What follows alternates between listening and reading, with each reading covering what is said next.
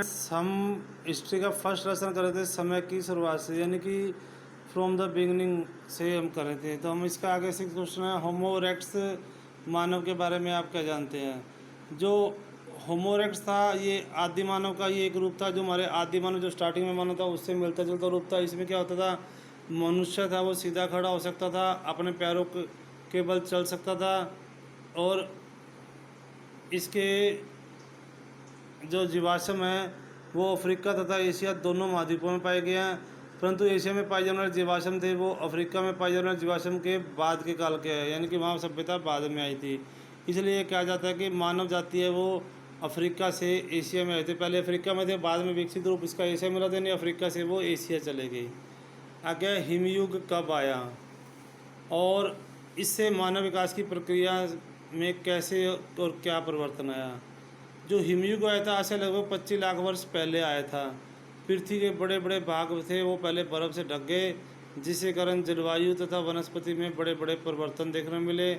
तापमान और वर्षा में कमी आ गई, जिसके कारण वन कम हो गए, और इसके विपरीत घास के मैदान का क्षेत्रफल बढ़ गया, जिसका परिणाम ये निकला कि ऑस्ट्रेलोपिथेकस के प्रारंभिक रूप धीरे धीरे, जो ऑस्ट्रेलोपिथेकस जाति थी वो धीरे धीरे लुप्त होनी शुरू होगी, और वे वनों में रहने के आदी थे।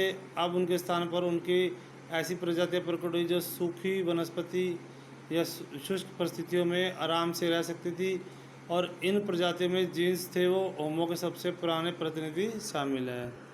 हमारा नेक्स्ट क्वेश्चन है, होमो का क्या अर्थ है और इन्हें कौन कौन सी प्रजातियों में बांटा गया है।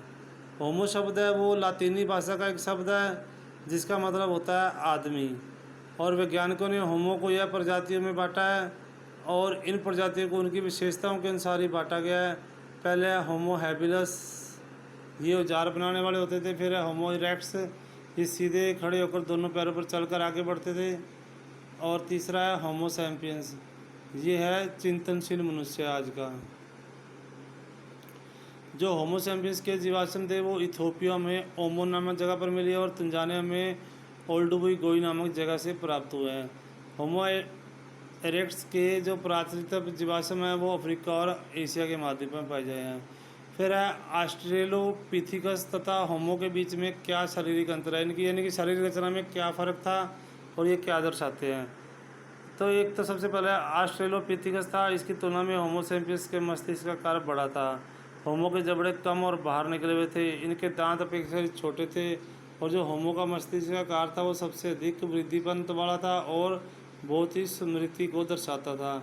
और जबड़ों और दांतों का अंतर था, उनमें खान पान की भी विभिन्नता थी। हमारा लास्ट क्वेश्चन आज का, जो पूर्व यानी कि आदिकालीन मानव कुछ स्थानों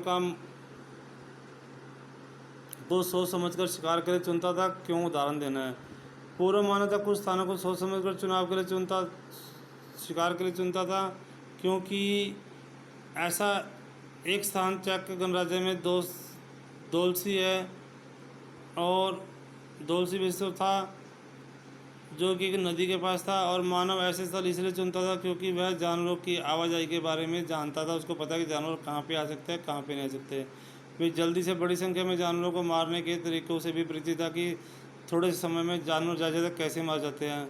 और जानवरों के लिए मानव ने वो स्थल चक गणराज्य को नदी के पास चुना था जहाँ पतझड़ और बसंत के मौसम में रेडियर तथा घोड़े जैसे स्थान बदलने वाले जानवरों के झुंड पाए जाते थे, और इनका बड़े पैमाने पर शिकार किया जाता था। आज आपने ये 5 क्वेश्चन करने हैं और इनको अच्छे से लर्न करना है। Thank you.